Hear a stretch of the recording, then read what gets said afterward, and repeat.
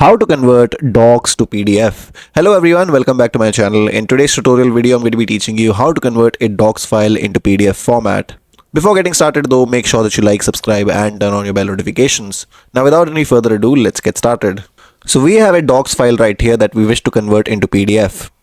First of all, we are going to be heading into this website right here. It's called ilovepdf.com. Then we're going to click on select Word files. We're going to come into downloads and select the file that we wish to convert. Then click on convert to PDF. Once that is done, you will be shown the option to download this PDF. Simply click on it and your PDF will start downloading. So now that this has been downloaded, you can see that the file extension has been changed to .pdf. And when we open this file, we are able to see that the file is opening in PDF format accurately. So that was a quick tutorial on how to convert DOCX files to PDF. If you like this video and found it to be helpful, then make sure that you like, subscribe and turn on your bell notifications. Thank you so much for tuning in. Have a wonderful day.